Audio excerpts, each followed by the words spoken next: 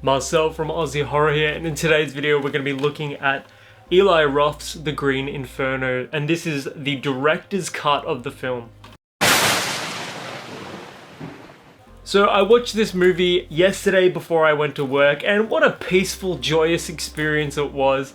In the long storied tradition of Mondo films and the Italian exploitation flicks like Cannibal Holocaust, Roth's Green Inferno is an exemplary effort in sort of resuscitating, rejuvenating, and resurrecting the cannibal subgenre of the horror film.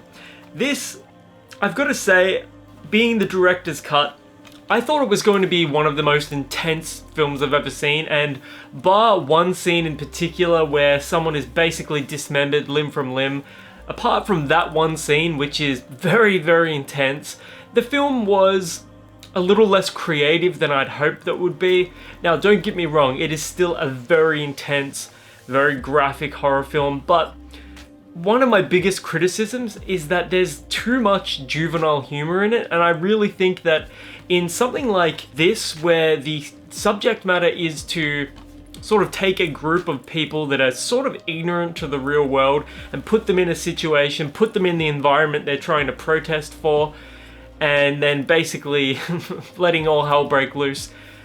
You really need to treat something like that as complete satire or completely serious, and this film, Green Inferno, falls somewhere in the middle of those two things. I would say it's like 70% serious, 30% satirical. And there's a couple of scenes and moments in particular when I'm thinking about this movie, when I'm thinking back, that I really dislike. There's one scene where the vegan activist has diarrhea, she has stomach troubles, and she just basically shits in the cage that she's in. And I thought that was kind of ridiculous. Not because that wouldn't happen or anything like that, but because the sound effects used were like the cheapest, most generic, goofy, comical, like explosive shitting sound effects you'll ever hear. It was just ridiculous, and like I remember just like cringing at that entire fucking scene. Fire.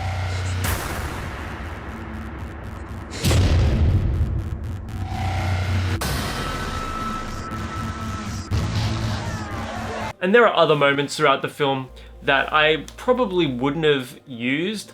Like, one of the characters is like a stoner, and they have a bunch of weed in their shoe, and they end up putting it in a body and putting it in like the outdoor oven that all the cannibals use to like cook the body, and it gets them all high.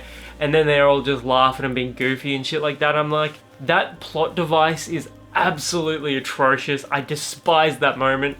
And it just added this complete goofiness to the movie that it really didn't need. Now, I'm not saying that in super serious movies like this you can't employ some dark humor. Absolutely, use all the dark humor you want, but there's a difference between dark humor and potty humor. And I don't know, maybe being like a throwback to the 70s, you know, exploitation sort of film that this is going for, maybe in that context it makes a little sense to have this goofy juvenile humor to it, but I didn't like that aspect to the film. But having said that though, apart from that, I really enjoyed the movie. Like, it's one of the better modern horror movies I've seen. And during the credits, I noticed that when the cast was appearing, they put their Twitter handles in there as well.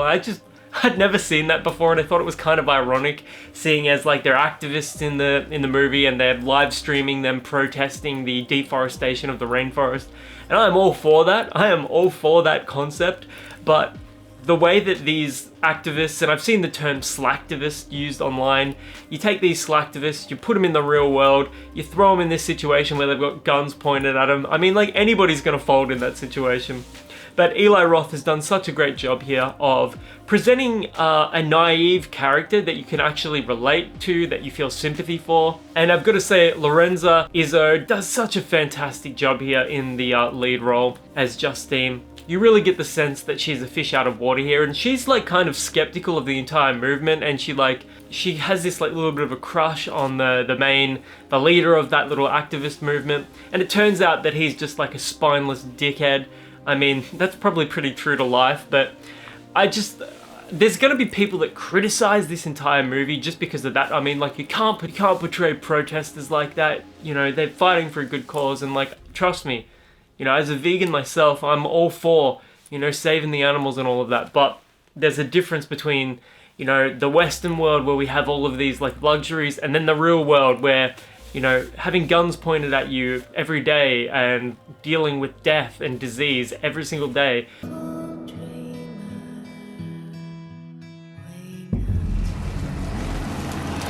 We don't have to deal with that. Like, it's a completely different story, and there's like a bit of a separation there. And I thought Eli Roth has just done a great job here. The characterizations are basic. They're what you expect in a horror film like this. You've got the stoner, you've got the sort of like charismatic but subtly dickhead leader, you've got the naive but well-intentioned and good-hearted lead female character. The film itself, the cinematography, the locations, it's all top-notch, and some of the shots used where the camera is probably on a helicopter, but it could have been a drone shot where it's like snaking down the river. It looks fantastic, like it really does. There was so much effort put into this film. There was so much love for the genre put into this film. And the gore, again, absolutely top notch. Special effects were by Greg Nicotero, and he has owned his craft so fantastically since obviously The Walking Dead. And if you can manage to find the director's cut, I'd highly recommend that. I haven't seen the theatrical cut, so I can't say for certain how much less intense that is, but I would say that dismemberment scene is probably much less intense. But just the concept as a whole, like people eating other people while they're still alive, and that does happen in this movie. Later on during the movie, you'll see when you get there. But it's just a very intense movie.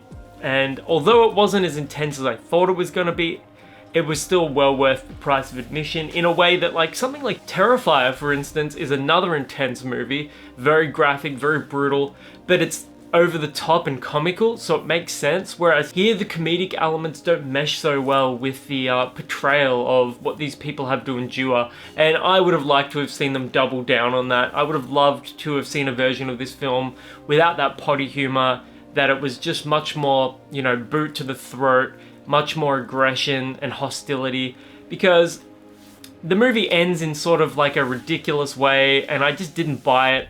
Another point about the film is that the ending wasn't the best. I didn't particularly like it. I understand it contextually with the film, but I just didn't like it. If I were making The Green Inferno, and don't get me wrong, I actually really like this movie, but if I were making The Green Inferno, what I would have done is I would have taken the lead character of Justine, made her even more likable, and this is utilizing that Stephen King method of horror where you have a likable lead character and eventually you inflict horrors upon them, and that's how you create true terror, true horror, is by inflicting evil upon somebody that you can relate to, somebody that you're sympathetic towards.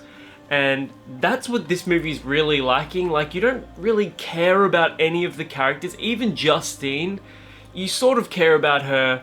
I probably would have just given her more characterization. I would have, you know, further fleshed out her background a little bit, just so she wasn't just a nameless face amongst the other nameless faces that, you know, suffer through the horrors of the movie.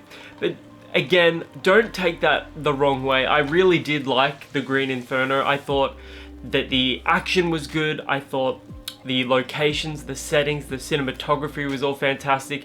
And the indigenous tribe that they used for the film to portray the cannibals, they were excellent, and it was very believable. Even though a lot of critics said that that was racist and they shouldn't have done that, I think in the name of art, you should be given the leeway to do something like that, to create a piece of art, even if it's sort of like, you know, an exploitation film. It's got a lower budget, it's less pretty than other types of art and entertainment. So yeah, that's pretty much what I think of The Green Inferno.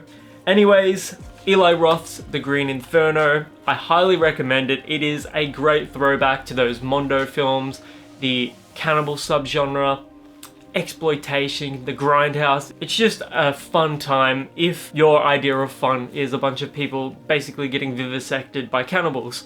So if you've checked this one out, let me know in the comments below. I can't wait to hear from you guys, and until the next one, my name is Marcel from Aussie Horror, and I'll catch you around.